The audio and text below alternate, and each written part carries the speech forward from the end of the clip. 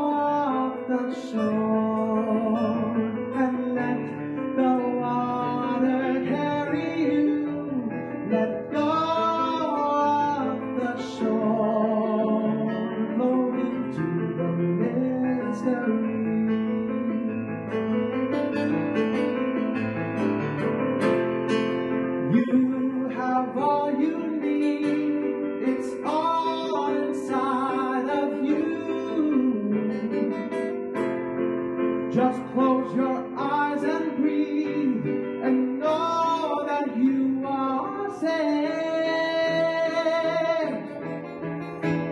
Let go of the shore and let the water carry you.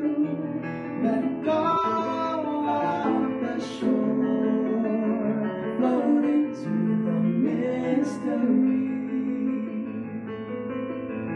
One more time.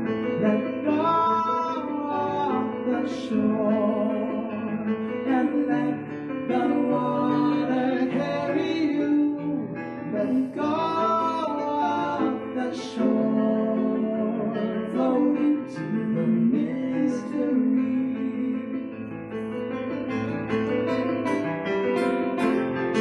No need to make a plan.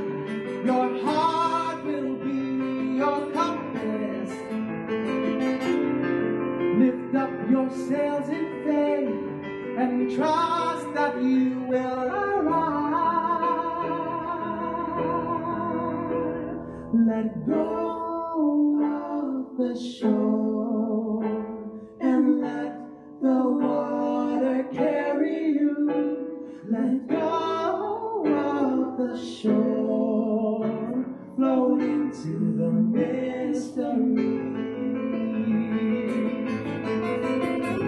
Let go of the shore and let the water carry you.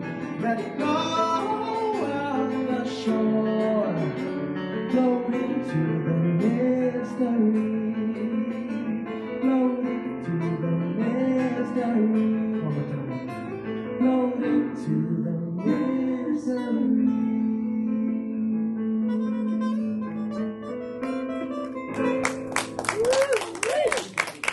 Thank you. And thanks to Lisa for joining me on stage today. Give a round of applause. Good morning, everybody, and welcome. I am just so happy to be here. And one of the reasons that I'm happy to be here is when I see the way that people greet each other here. It's very different than what I sometimes encounter. Because, you know, I go on the road, I speak at places all over the place. I get to see a lot of different kinds of interactions. And in some places on a Sunday morning, the feeling is, whew, safe. I did it. I made it back to my one safe place because the rest of the world stinks. And there are some places where the theology kind of matches that. It's all evil and bad out there and everything like that. And it's okay if this is a safe place for you. It should be, but it shouldn't be the only one. And what I love is that the theology matches that. Here we say, there's just spirit. There's just God. There's just love. My job is to show people what that looks like, yeah?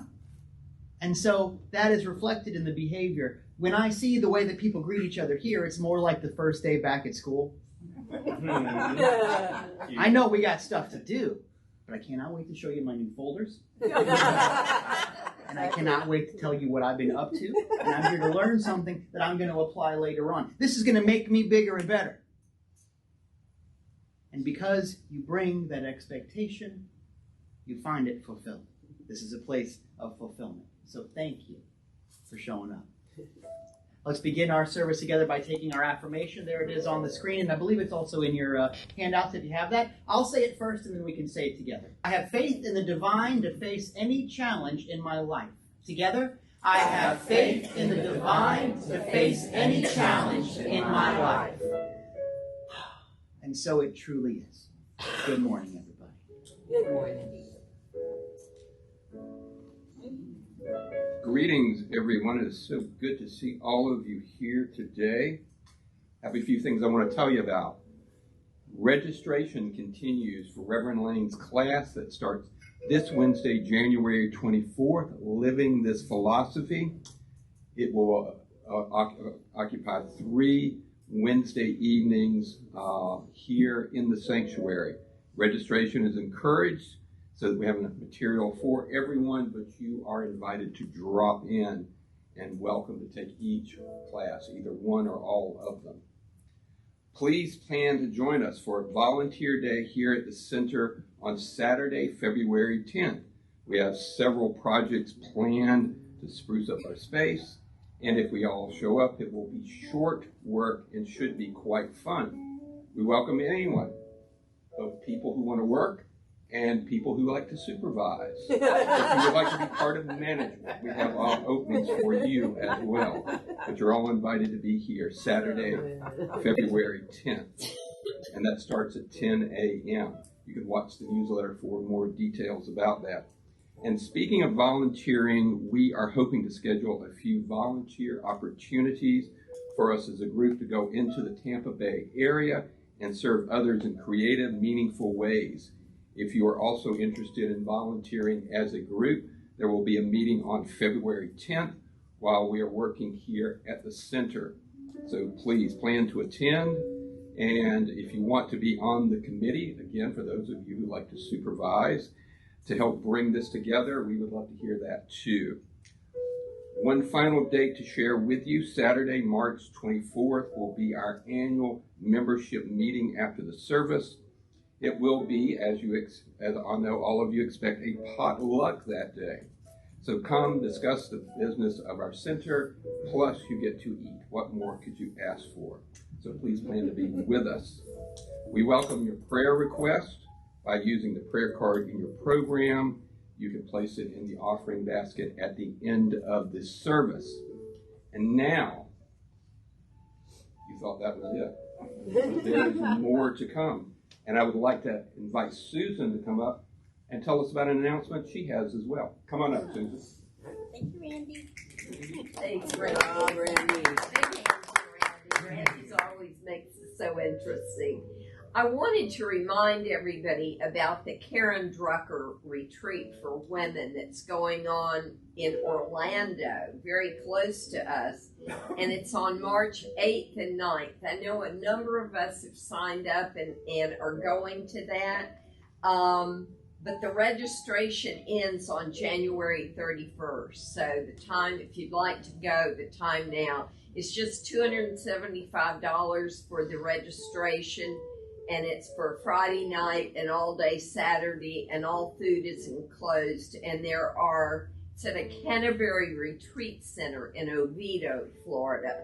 And the overnight accommodations are very reasonable. Now, I have been to a Karen Drucker retreat at Unity Village, and it is fabulous. It's a very heart-opening experience. So this is called Coming Home to Myself. And I have flyers if anybody's interested. See me after. I've got a sample agenda on it. And it's really going to be a wonderful experience. It'll be an experience of bonding for the women of CSL Tampa Bay, and a wonderful time to meet Karen Drucker and share in all of her learnings and all of her songs. So I'm very excited about going March 8th and 9th. So check your calendar. And now I'd like to move into our unifying experience, and it is our Declaration of Principles, which is in your program. And if you would read with me this declaration, the Declaration of Principles, it's on the screen too. I believe in one God, one absolute power, the energy of all life, called by many names. I believe that this power is perfect love, and it creates out of a desire to express love.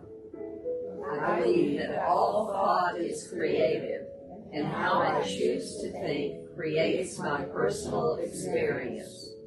I believe in the unity of all life and the immortality of the individual soul forever unfolding. I believe in the eternal goodness, the eternal loving kindness, and the eternal givingness of Spirit to all. Yes.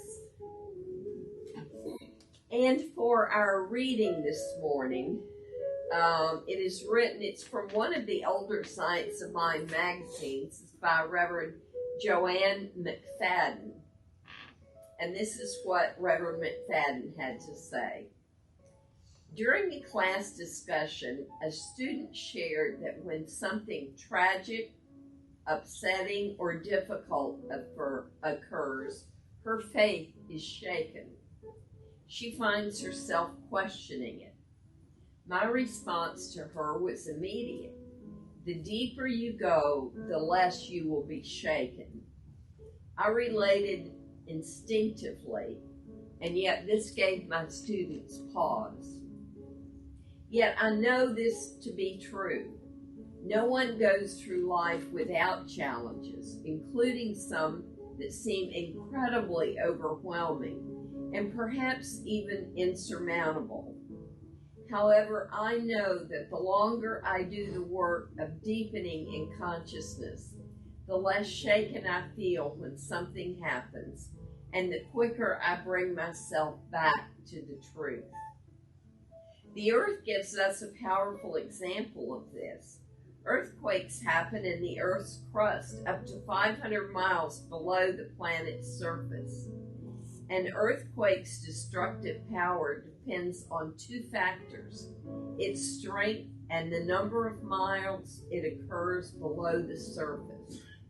An earthquake that occurred 2.5 to 6 miles below the surface destroyed towns and took a heavy toll on human lives.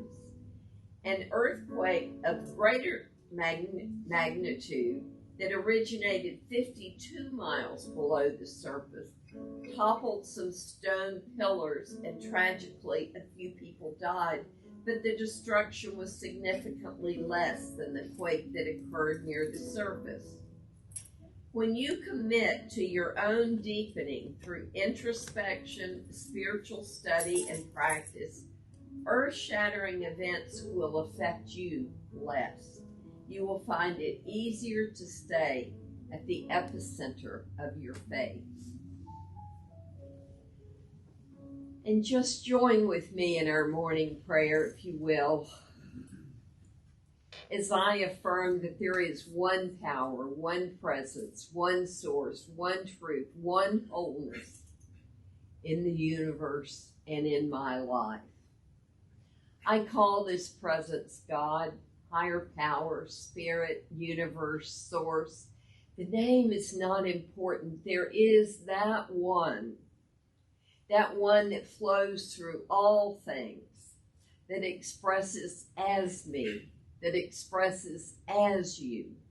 God is as very close as our breath. I know that God is good.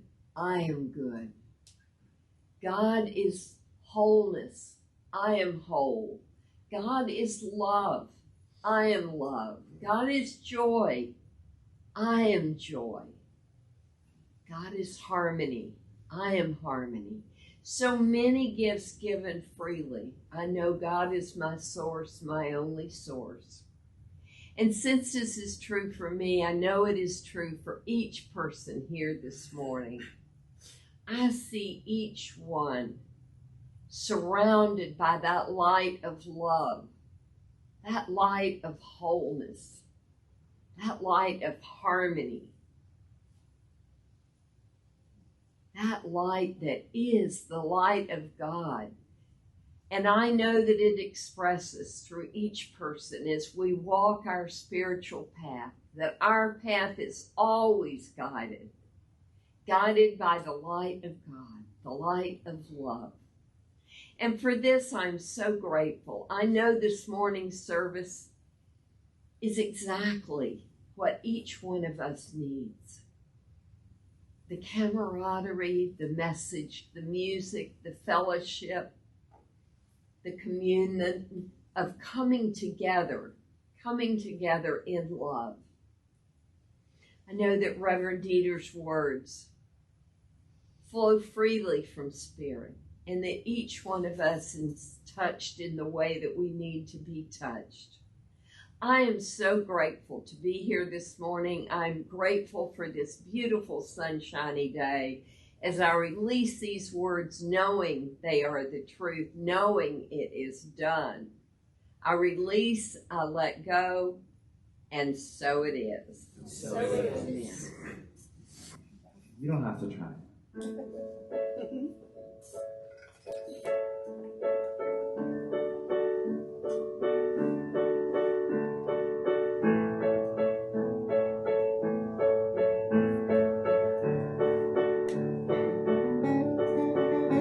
There is more than enough in the universe that you created. There is more than enough on a planet of sacred design. There is more than enough for humanity made in your image. Why would I worry? Why would I doubt? Why would I ever think I'd go without? Why would I worry? Why would I doubt? Why would I ever think I'd go without? Your infinite love made me, made everything I see, and all that will ever be is your infinite love. Let my soul know the truth, whatever I choose to do, your infinite love will prove more than enough.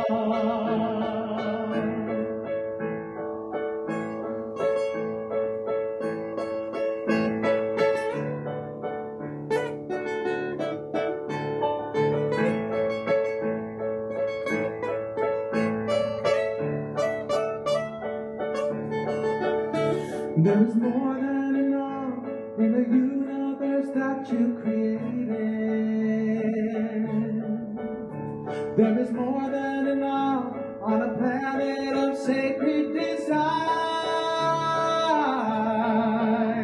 There is more than enough for humanity made in your image. Why would I worry? Why would I doubt? Why would I ever think I'd go without? Why would I worry? Why would I doubt? Why would I ever think I'd go without?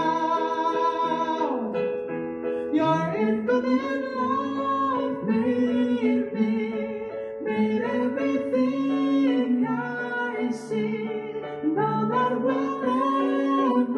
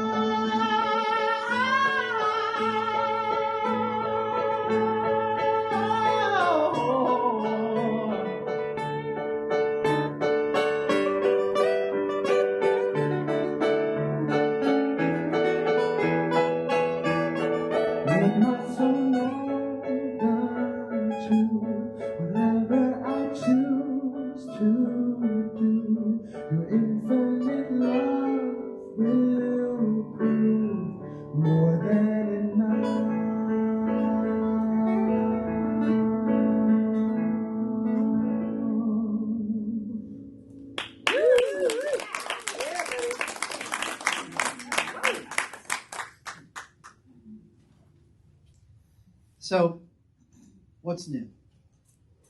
That's what people say to each other, right? I've heard that one before.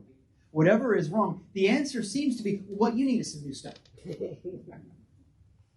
I make this up? Or are you getting this from every part of your life? How many self-help books say exactly the same thing but in a new way, for example? It doesn't matter if it's better, as long as it's new, somehow that's all that matters.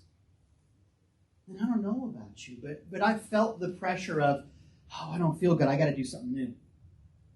I got to buy a new thing. The problem clearly is I've not purchased enough stuff. The problem clearly is I have not read enough books that say exactly the same thing. The problem clearly is I haven't done a new thing. I have to do some new stuff. I have to add more onto myself over and over again. And somehow if I just keep, I don't know, spiritually hoarding, it's in there somewhere. And for so many people, the spiritual thing is, are you attracting?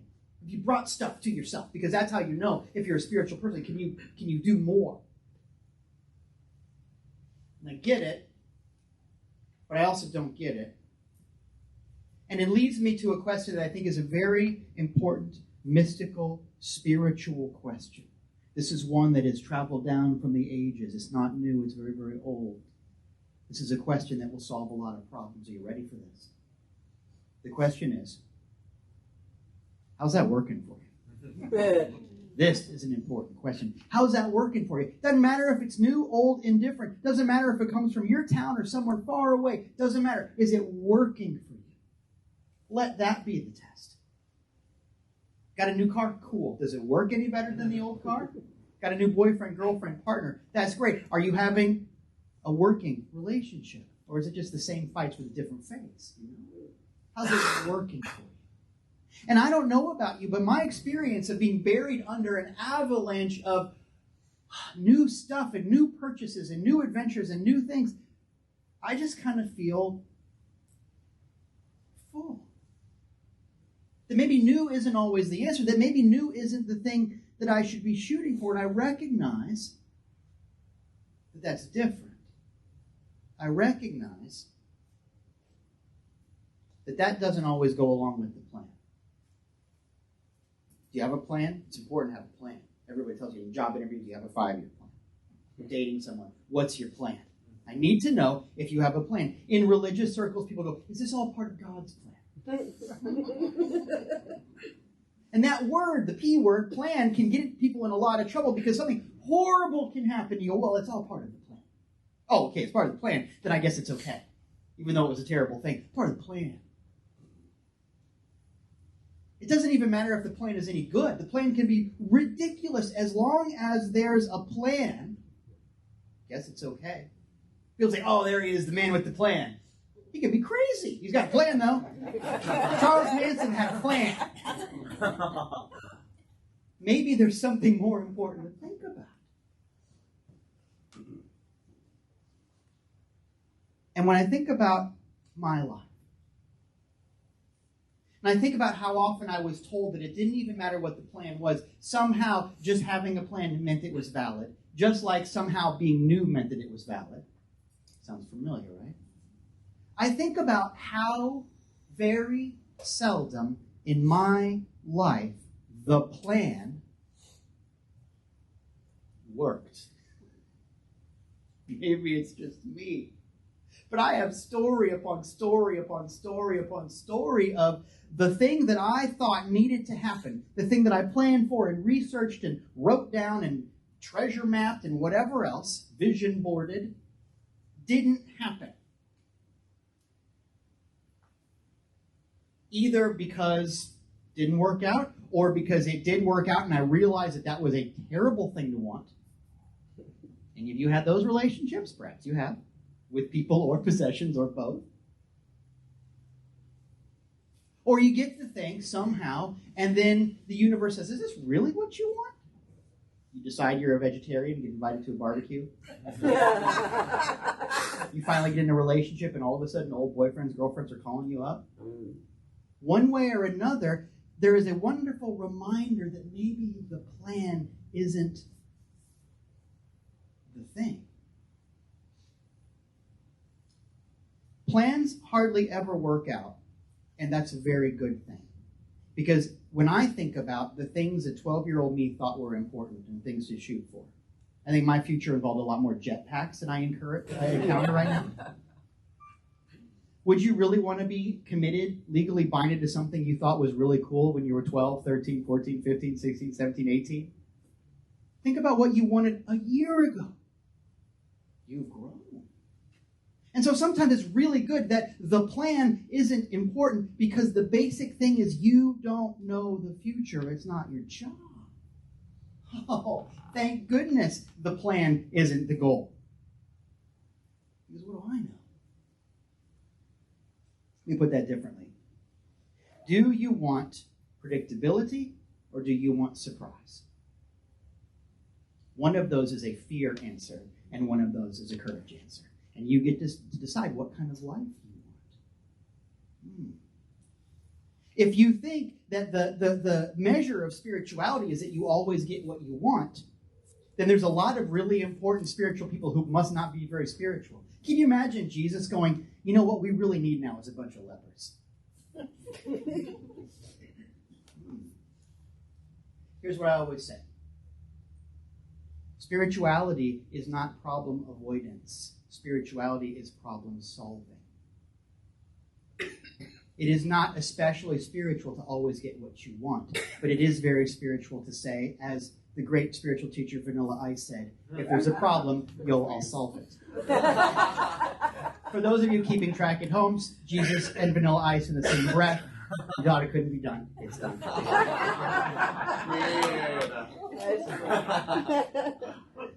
Oh, man. You're not here to get what you want. Because if it's predictable to you, it means it fits in your current comfort zone, your current ego stuff. And that means it's not growth. The plan is not the important thing. Something else is the important thing. Something a little bit closer to the future. Anybody who says that being spiritual means you get what you want is selling something. And let me put that differently. The idea of a spiritual system that's based on attachment to the outcome, you do this, you're going to get this, is at best wrong, and at worst, a scam. You're not going to get what you want because you're going to be a different person next. You're going to get something better than that. Ernest Holmes said, open at the top, right? That's what we're shooting for.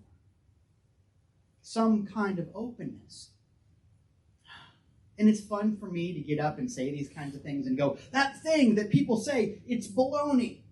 Usually I'd use a stronger word, but we're in church. Like olive loaf, I don't know. But anyway, I'm a grandpa. I can make those kind of jokes all day long. But I want to be very careful about this. Because we're very smart people.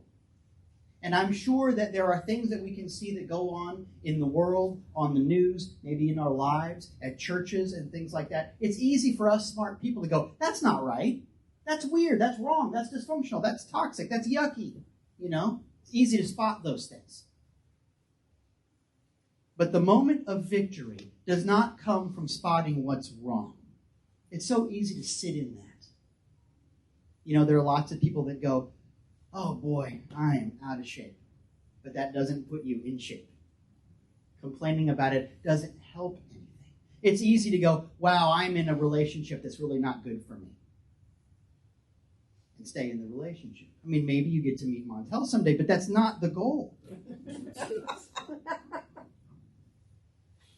It's not enough to sit in that and feel superior because I know this is no good. The spiritual moment is to do something about it. The spiritual moment specifically is to change something. To move away from plan, for example, because that's an ego thing, into something like intention. I intend to be good, not in the future, but now. I intend to be loving right now. I don't know what's going to happen next, but I'll be loving then because I'm working on being loving now. So it doesn't matter. If there's a problem, I will solve it. But that's different. That's a change.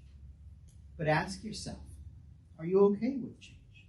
Does your spiritual understanding make you frozen, or does it make you nimble? Which is a fancy way of saying, how's that working for you? You know, does this make me able to deal with the fact that sometimes things happen that I didn't expect? Sometimes things happen that I didn't want. That doesn't make me bad. I want to say that again in a different way because it's really important. I grew up in New Thought, and I had the idea that the things I think about manifest in my life. We all hear that. We all talk about that. But it's easy to go from there to a very victim-blamey kind of place. Well, I'm having a bad time. I must have bad thoughts. I must be a bad person. It's easy to get in a very judgmental sort of a spot. At least it was for me. It has been for me. And I have to keep watching that. It's so easy. Well, what's in your consciousness? Because you're having a bad time. Well, that's not the right thing to do. There's lots of people hurting. Should we judge them? Ooh. Instead, let us be the kind of people that go, if something isn't working, I want to help fix it. I want to be part of the solution. I don't want to just complain about the problem. And more specifically, a spiritual person is a person who says, when something is not working, I know that something has to go away. Instead of, I have to add to myself, instead of I have to purchase something, instead of I have to dive into the new, I have to let go of something. I have to let go of the shore, you know? I have to let go of something.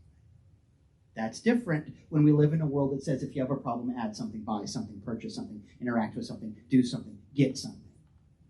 I'm saying, let go of something. How does that make you feel? I mean, think about it for yourself. How does that make you feel? For some people, that seems scary.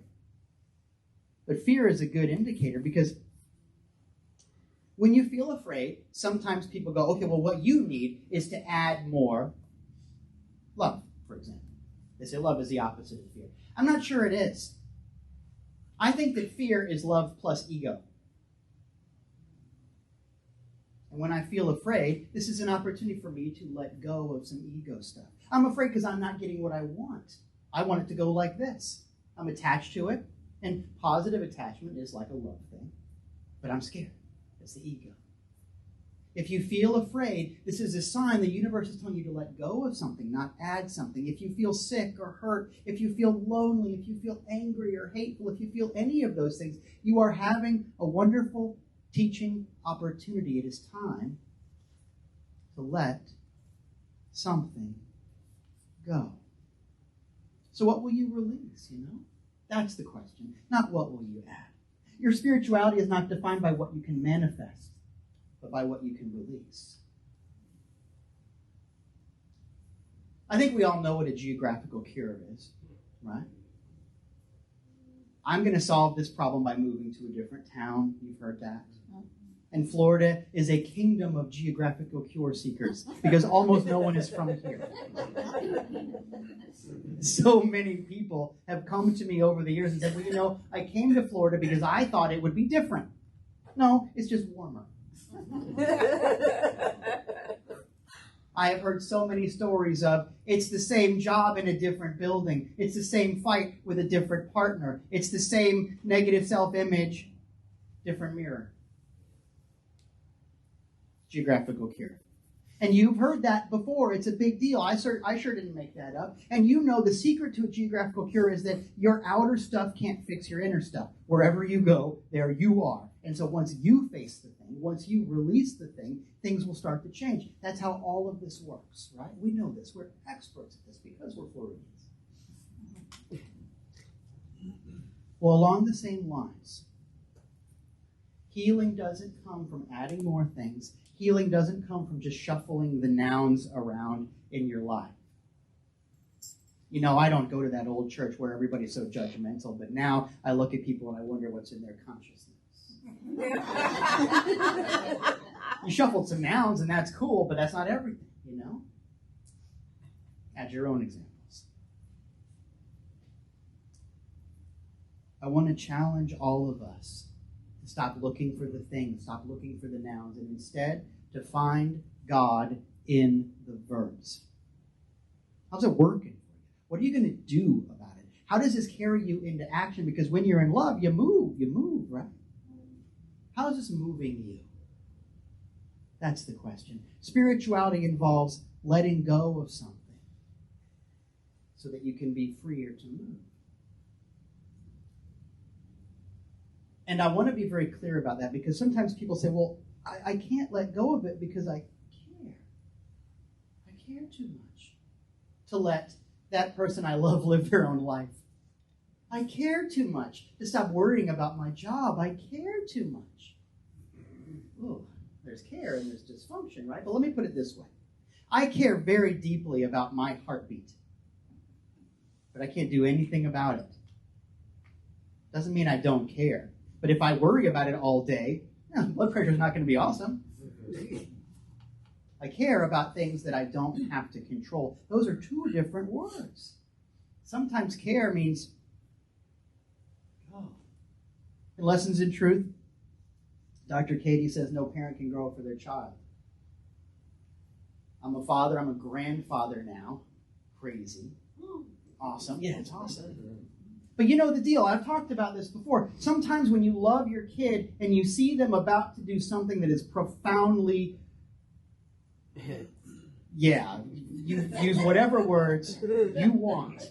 And you see the train coming and you go, man, I wish I could just do this for you. I wish I could take your power back from you just for a moment and do that quick thing that I need to do to fix you and then give it back. But you can't do that.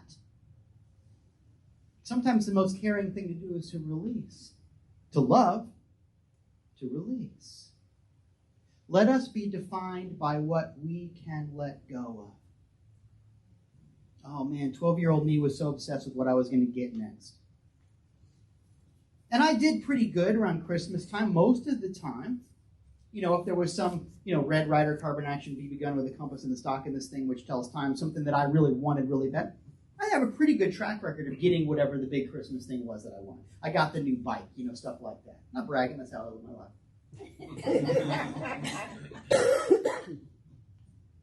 But I got to tell you, I have very few memories of those Christmas mornings.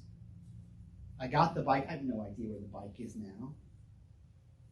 I have a lot of those kind of stories in my life. This thing that I thought would make or break me, and I got it, or I didn't, and it's gone, and I don't even remember, You probably have those too.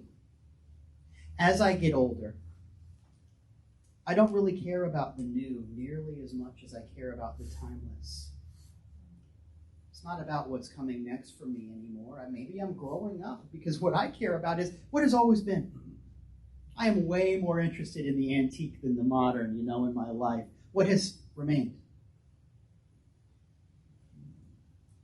There are people in this room, and there are people watching online who have gone through and are going through all kinds of incredible, challenging demonstrations. For one thing, I want you to know that you're not alone. You're loved.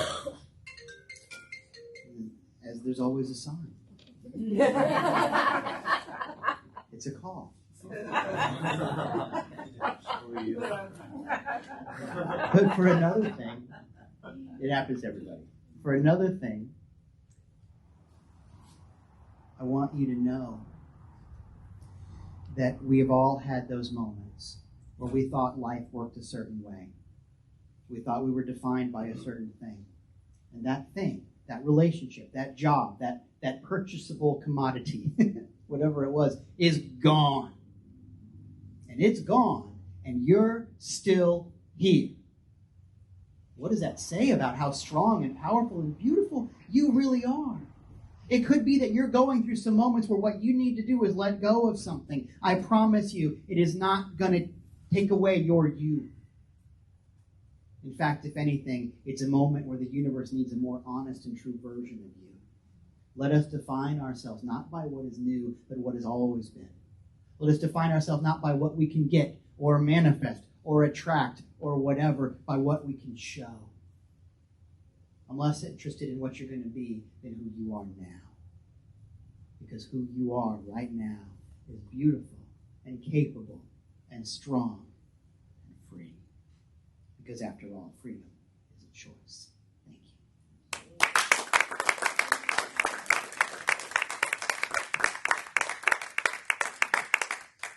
you.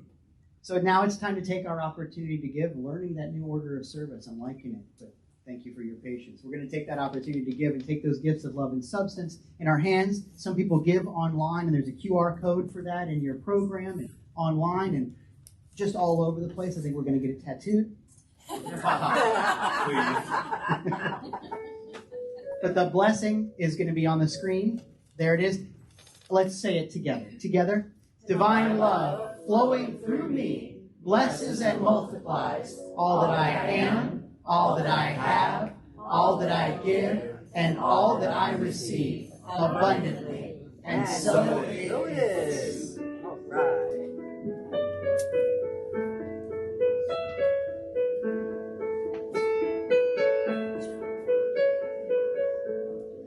I am so blessed. I am so blessed. I am so grateful for all that I have. I am so blessed. I am so blessed. I am so grateful. I am so blessed. I am so blessed. I am so blessed. I am so grateful for all that I have. I am so blessed. I am so blessed. I am so grateful. I am so blessed.